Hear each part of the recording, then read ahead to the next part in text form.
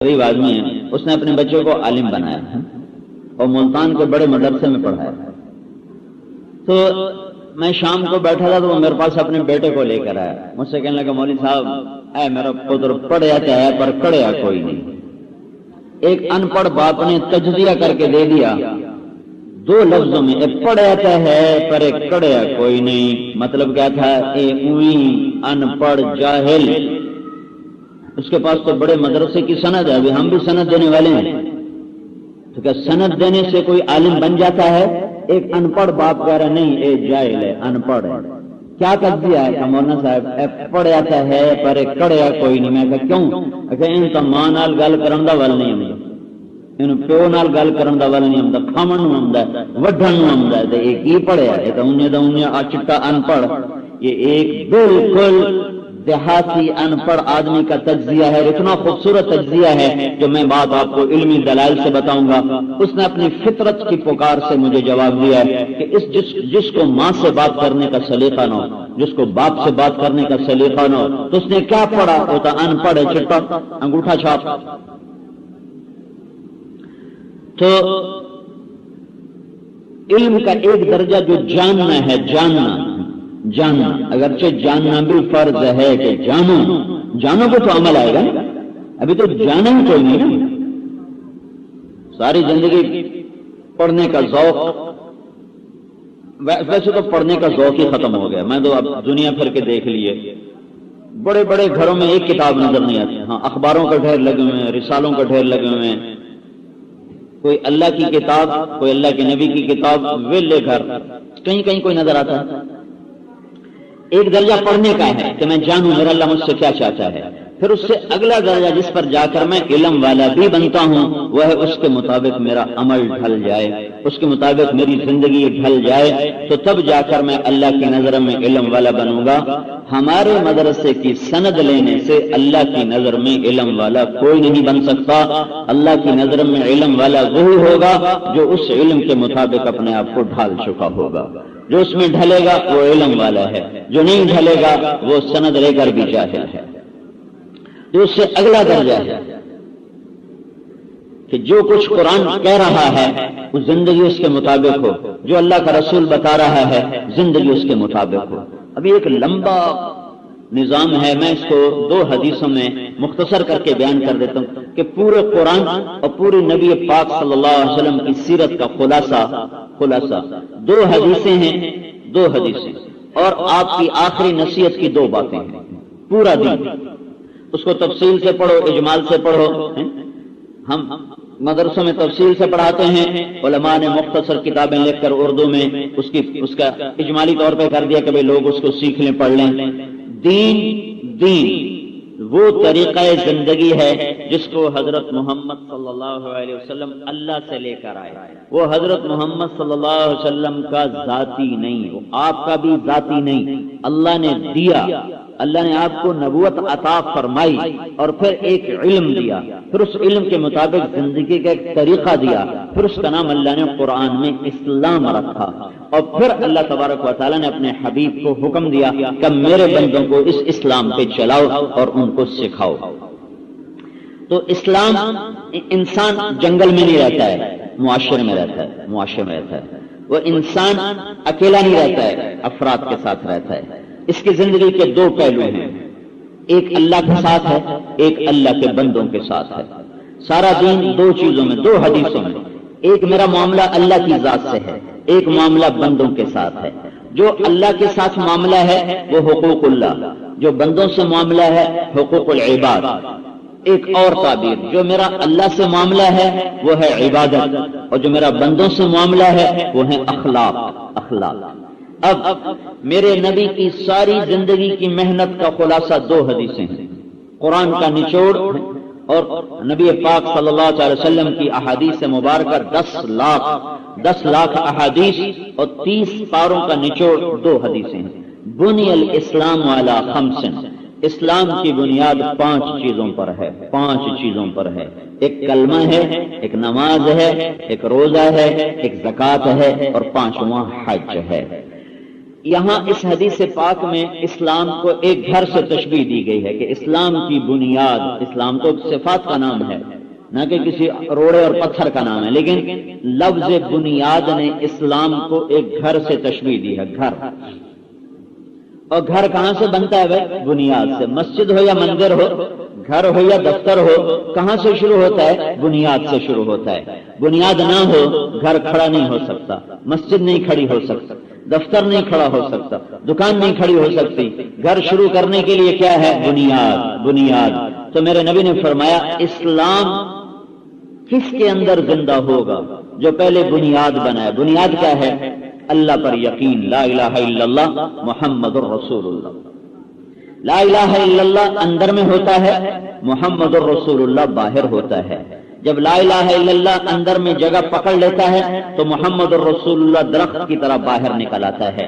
لا الہ الا اللہ بیج کی طرح ہے اور محمد الرسول اللہ درخت کی طرح ہے۔ لا الہ الا اللہ جڑ کی طرح ہے اور محمد الرسول اللہ تنے، شاخوں، پھل، پھول، کلیوں کی طرح ہے۔ جب درخت مرجھاتا ہے تو سارے کہتے ہیں جڑ وڈھی گئی، جڑ ماری گئی، جڑ ماری گئی۔ والد صاحب رحمت اللہ علیہ، مجھے تو کچھ ذمہ داری کا تجربہ نہیں، وہ تو خود کرواتے تھے، میں تو کرتا نہیں۔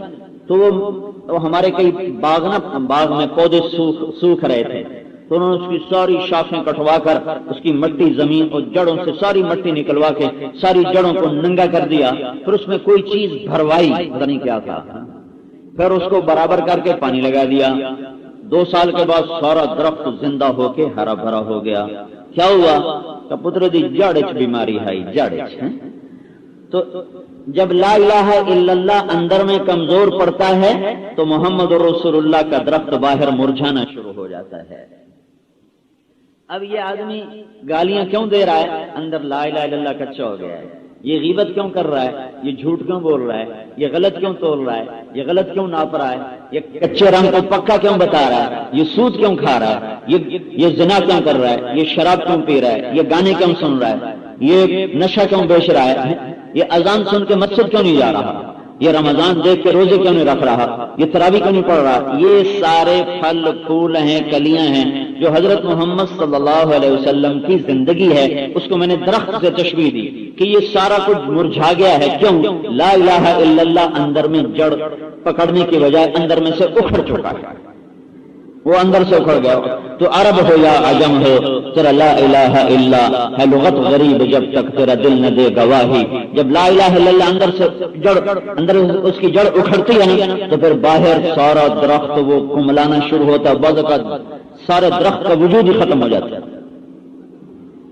بھائی پھل کیوں نہیں آ رہا؟ وہ کہتے جی پتے کیوں نہیں سبز ہو رہے، اور یہ ڈینڈو کیوں ٹوٹ رہا ہے، اور یہ بور کیوں گر رہا ہے؟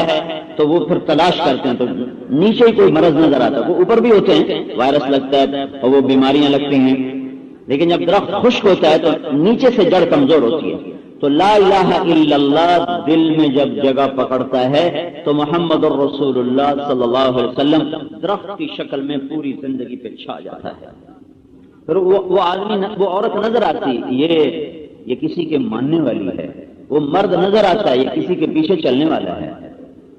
اور جب یہ لا الہ الا اللہ کمزور پڑتا ہے تو پھر یہ سارا دیکھو، لا الہ الا اللہ تم دکھا نہیں سکتے اور محمد الرسول اللہ تم چھپا نہیں سکتے۔ لا الہ الا اللہ دکھایا نہیں جا سکتا، محمد الرسول اللہ چھپایا نہیں جا سکتا۔ اگر محمد رسول اللہ زندگی میں ہے چھپ نہیں سکتا۔ لا الہ الا اللہ تو چھپی ہوئی چیز ہے، اندر کی چیز ہے۔ کیسے پتا چلے گا لا الہ الا اللہ اس کے اندر میں اتر چکا ہے؟ چمی گویم مسلمانم ملرزم کہ دانم مشکلات لا الارا، کیسے پتا چلے گا؟ تو وہ محمد رسول اللہ ایک زندگی ہے، اور زندگی کچھ جسم پر ہوتی ہے، کچھ باہر ہوتی ہے، وہ چھپ نہیں سکتی ہے۔ بادن ہوا کا صبر کا عملم تصبرا وبکا کا علم یجد دمع کا اوجرا، یہ باہر نکلتی ہے۔ تو بنیاد کیا ہے؟ لا الہ الا اللہ محمد رسول اللہ بنیاد ہے۔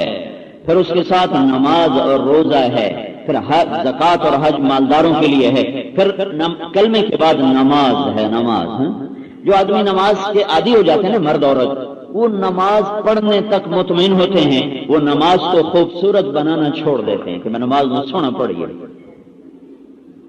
یہ جو آپ لوگ کئی دکاندار بھی بیٹھے ہو، تم لوگ دکان خالی ہمیں اٹن تے گارے نال بنا کے بیٹھ جاندے ہو، کدی شیشے بھی لیندے ہو، سیمنٹ بھی تے ٹائلاں بھی تے وہ گاہکوں کو دھوکہ دینے کے لیے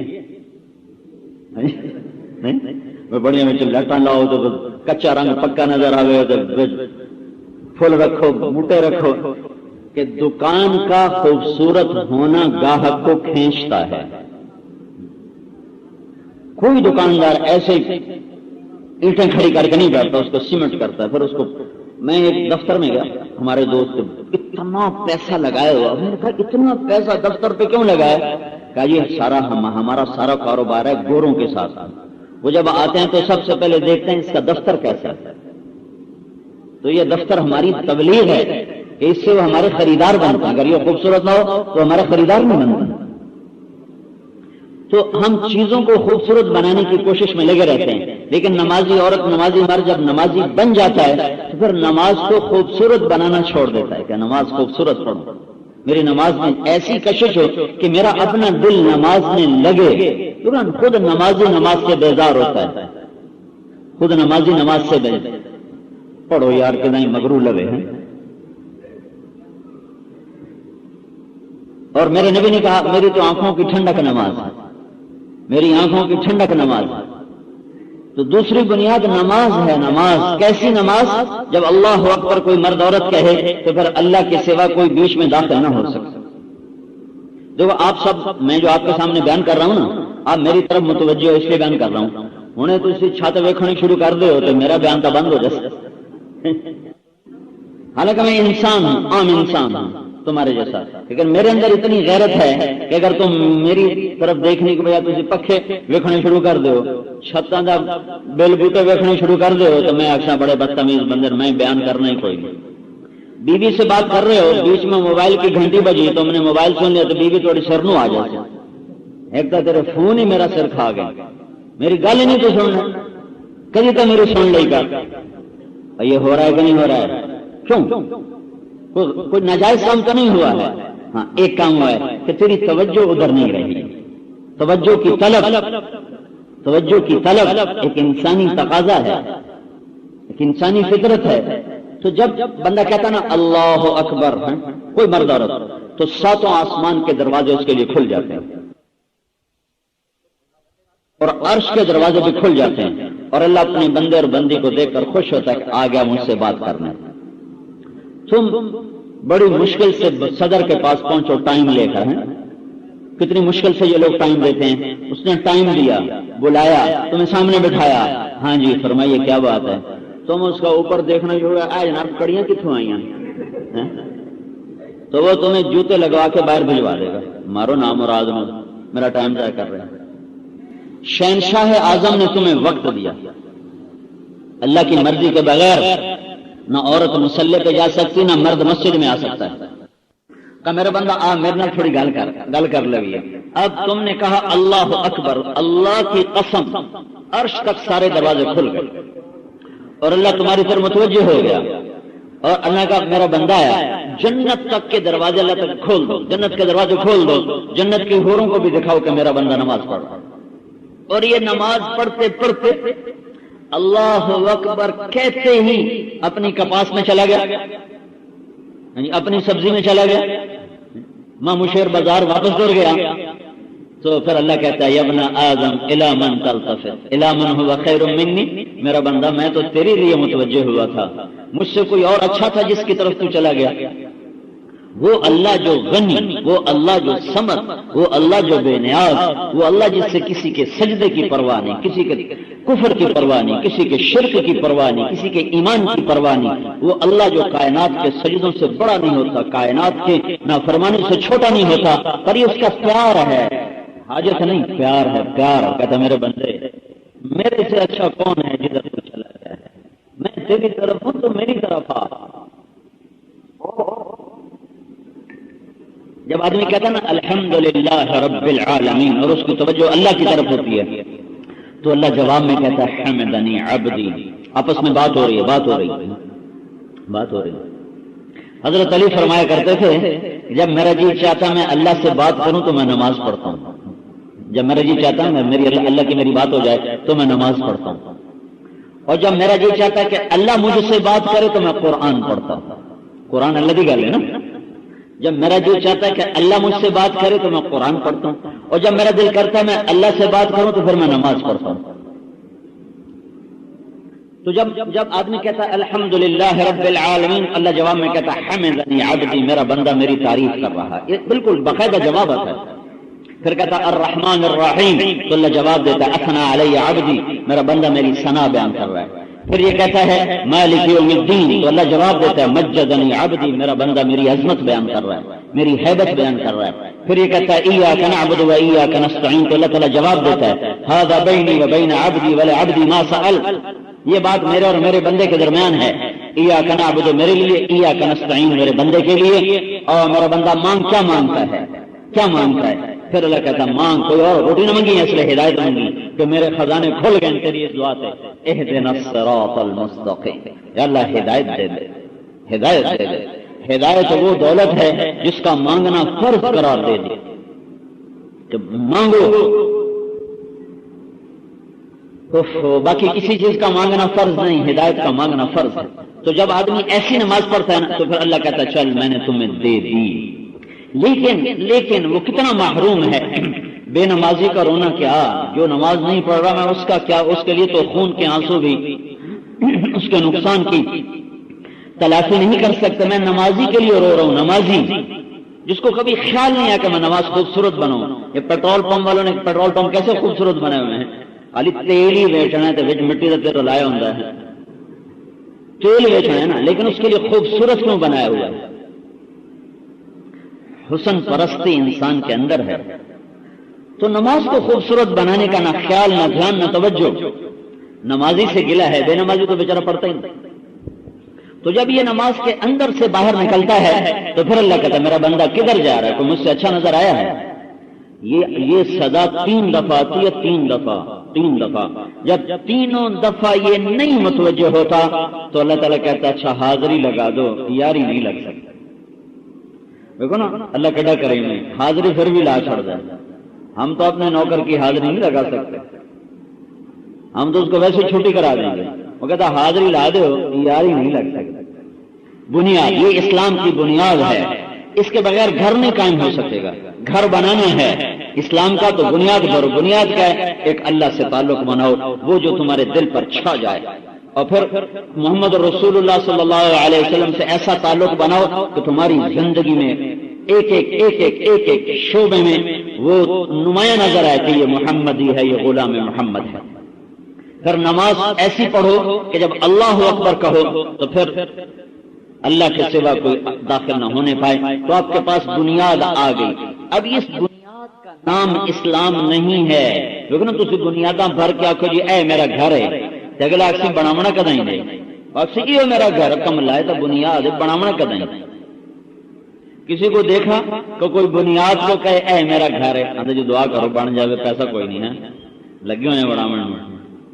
تو اس وقت جتنے مسلمان مرد عورت نیک کہلاتے ہیں نا، وہ بنیادیں بھر کے بیٹھے ہوئے اس کو اپنا اسلام سمجھ رہے ہیں، ابھی چھت نہیں ڈالی کسی نے۔ اب اس کے ساتھ ایک اور حدیث ملاؤ تو تمہارے سامنے اسلام کی پوری شکل آ جائے گی۔ اب چاہے تم ہمارے مدرسے میں پڑھو یا تم بازار میں بیٹھو، اگر یہ 2 باتیں تمہارے سامنے ہیں تو تم اللہ کی نظر میں علم والے ہو، اگر یہ نہیں ہے تو ہماری سند لے کر بھی جاہل ہو، اور بازار میں بیٹھ کر بھی جاہل ہو، اور ڈاکٹر بن کے بھی جاہل ہو، اور سائنسدان بن کر بھی جاہل ہو، مالدار ہو کر بھی، فقیر ہو کر بھی، مرد ہو کر بھی، عورت ہو کر بھی۔ یہ بنیاد بنائی کلمہ، نماز، روزہ، زکوٰۃ اور حج۔ بھائیو بہنوں، نماز پہ محنت کیا کر، محنت کیا کر۔ یہ محنت کی چیز ہے، عادت کی چیز نہیں ہے۔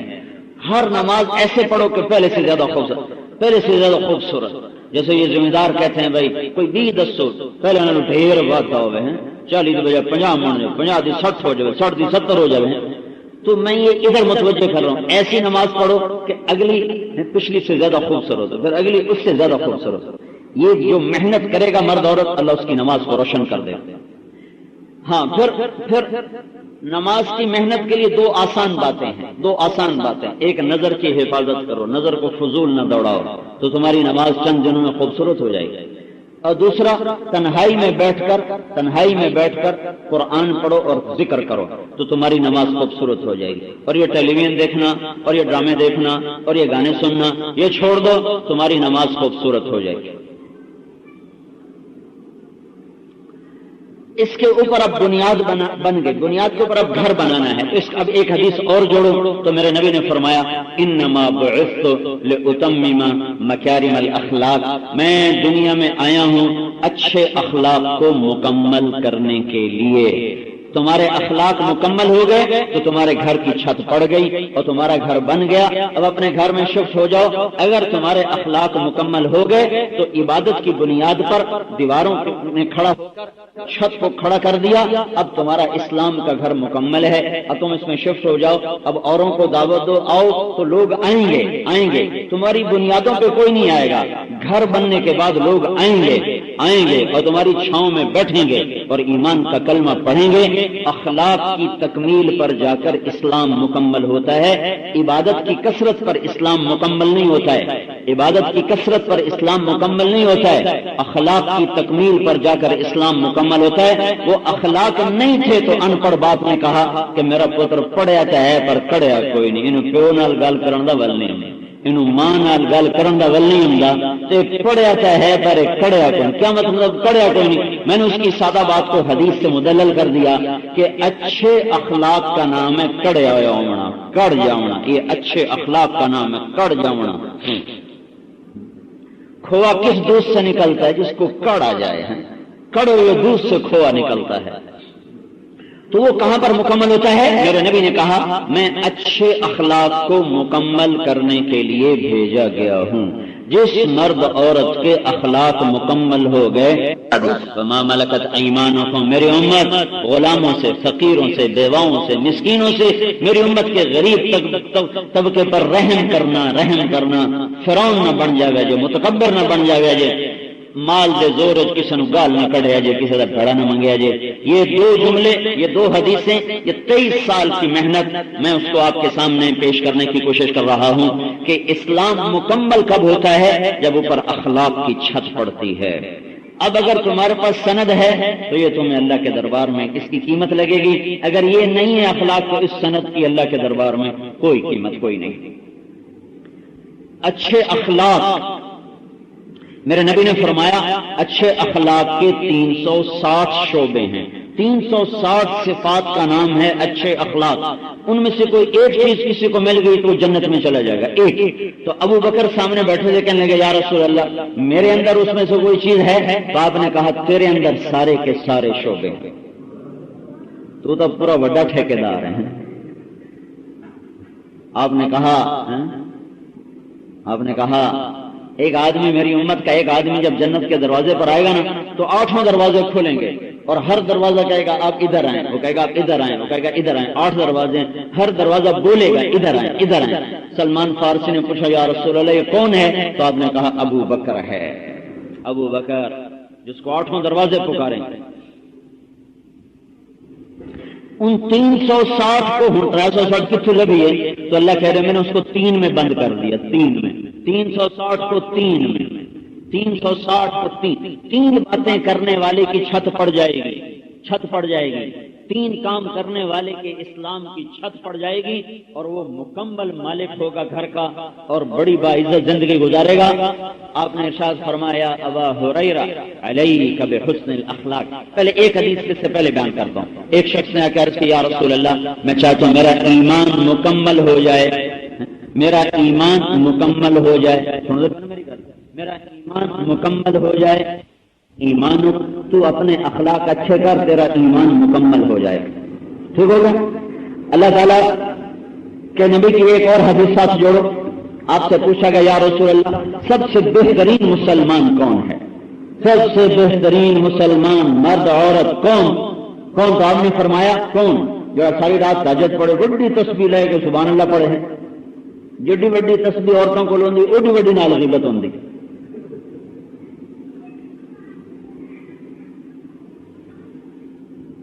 میرے نبی نے کیا فرمایا؟ من سلم المسلمون من لسانه و یده. جو مرد عورت کسی کو ہاتھ اور زبان سے تکلیف نہیں پہنچائے گا وہ میری امت کا سب سے بہترین مسلمان ہے، مرد ہو یا عورت۔ اچھا، میں آپ کو تکلیف نہ پہنچاؤں، یہ اچھے اخلاق کا سب سے آخری درجہ ہے، سب سے آخری درجہ ہے۔ میں آپ کو تکلیف نہ دوں، نہ ہاتھ سے نہ زبان سے، میری زبان پر آپ کا گلہ نہ آئے، شکوہ نہ آئے، شکایت نہ آئے، چغلی نہ آئے، غیبت نہ آئے، گالی نہ دوں، اور میں ہاتھ سے آپ پر زیادتی نہ کروں، ماروں نہیں، چوری نہ کروں، آپ کا مال نہ لوٹوں۔ یہ اچھے اخلاق کا سب سے نچلا درجہ۔ جو مرد عورت اچھے اخلاق میں سب سے نچلے درجے پر پہنچتا ہے تو میرا نبی خوشخبری سناتا ہے کہ یہ اسلام میں سب سے اعلیٰ درجے کا مسلمان ہے۔ میری بات سمجھ آ رہی کہ نہیں آ رہی؟ اچھے اخلاق کے درجات ہیں نا، اچھے اخلاق کا سب سے نچلا درجہ کیا ہے کہ میں آپ کو تکلیف نہ پہنچاؤں۔ اگر میں آخری درجے پر عمل کروں تو میں اسلام میں سب سے اعلیٰ درجے پر چلا جاتا ہوں۔ اب اگر میں اخلاق کے اعلیٰ درجے پر پہنچ جاؤں تو پھر میں کیا بنوں گا؟ تو ایک حدیث اور سنو، میرے نبی نے فرمایا کاد الحلیم ان یکون نبیا۔ حضرت عمر رضی اللہ تعالیٰ عنہ کو ایک بدو پہ غصہ آ گیا تو اس پر آپ نے فرمایا عمر تجھے خبر ہے اچھے اخلاق والا نبی بنتے بنتے رہ جاتا ہے۔ کیا عجب تعبیر ہے! کوئی نبی بن سکتا ہے؟ نبی تو اللہ بنیں گے، کوئی بندہ آپ پہ بن سکتا ہے؟ تعبیر کیا ہے کہ اچھے اخلاق والا نبی بنتے بنتے رہ جاتا ہے۔ کیا مطلب کہ اس میں اور نبی میں صرف نبوت کا فرق باقی رہ جاتا ہے، باقی وہ سب کچھ اللہ سے پا لیتا ہے۔ جو اعلیٰ درجے کے مقامات ہیں صرف نبوت کے مقام نہیں پا سکتا ہے۔ اب اس کے ساتھ حضرت عمر کا ایک قول سنو۔ عمر رضی اللہ تعالیٰ عنہ نے فرمایا ایھا الناس لا تغرنکم طنطنۃ الرجل باللیل فی صلاته۔ اے لوگو، عمر جیسا آدمی، اے لوگو، تمہیں رات کی تہجد میں کسی مرد عورت کا نماز میں آہیں بھرنا اور گڑ گڑا کے رونا تمہیں دھوکے میں نہ ڈال دے کہ بڑا پہنچ ہوا ہے، بڑی پہنچی ہوئی ہے۔ میں تمہیں بتاؤں ان الرجل کامل انسان کون ہے، مرد ہو یا عورت کون ہے؟ من ادى الامانة اذا اؤتمن ومن سلم المسلمون من لسانه ويده۔ کامل انسان وہ ہے جو امانت کو ادا کرے اور اوروں کو تکلیف نہ پہنچائے۔ اس ایمان کی تکمیل اچھے اخلاق۔ ایک شخص نے پوچھا یا رسول اللہ دین کیا ہے؟ آپ نے کہا اچھے اخلاق۔ سامنے بیٹھا تھا، سامنے سے اٹھ کر سیدھے ہاتھ پر آیا، پھر کہنے لگا یا رسول اللہ کا کیا دین کیا ہے؟ آپ نے کہا اچھے اخلاق۔ پھر ادھر سے اٹھا اور الٹی طرف آ کے بیٹھا، یا رسول اللہ، آپ نے کہا جی اچھے دین کیا ہے؟ آپ نے کہا اچھے اخلاق۔ پھر ادھر سے اٹھا پیچھے جا بیٹھا، کہنے لگا یا رسول اللہ دین کیا ہے؟ تو آپ نے پورا مڑ کے اس کی طرف دیکھا، کہ میاں تینوں کداں سمجھ آمنی ترائے باری جس نے دسیا وہو اللہ تغضب متا تفقہ۔ آپ نے کہا متا تفقہ، بھائی کب سمجھے گا؟ وہو اللہ تغضب، وہ یہ ہے کہ غصے نہ ہوا کر۔ اب سارے اخلاق کو 3 جملوں میں، چھت کے بغیر گھر نہیں چل سکتا ہے، ہائے اور دنیا کا کوئی گھر جو یہ چاہے کہ میں خوشحال زندگی گزاروں تو وہاں اچھے اخلاق کا عادی بن جائے ہر مرد عورت، وہ گھر ہمیشہ بہار میں رہے گا، چاہے وہاں روٹی پکے یا نہ پکے۔ اور جس گھر میں مرد کے اخلاق بھی برے، عورت کے بھی برے، عورت کی بھی زبان تیز، مرد کی بھی زبان تیز، وہ گھر ہمیشہ اجڑا رہے گا، برباد رہے گا، چاہے وہاں گھی کے چراغ جلیں اور چاہے وہاں سونے کے برتنوں میں کھانا کھلایا جائے، وہ گھر آباد رہے گا جہاں ایک دوسرے کی رعایت کر کے زبان پر قابو کیا جائے۔ تو میرے نبی نے کہا 3 کام کر لو، 3 کام، سارے اخلاق تمہارے ہاتھ میں۔ کیا؟ تصل من قطعک، جو توڑے اس سے جوڑو، جو توڑے اس سے جوڑو، جو تمہیں سلام بھی نہ کرے نا اس کا حال پوچھے جا۔ ہمارے ہاں مسل مشہور ہے جی، قدماں دے قدم، اور سنیا کہ نہیں مثال ہے کہ نہیں؟ قدماں دے قدم، جڑا آگے جاؤ جڑا نہ میں نہ جاؤ۔ تو ہمارے اور اس سے بھی ایک اور ٹھیٹھ میں سے ٹکی اتر ٹکی رکھنا، ٹکے اتر ٹکا رکھنا۔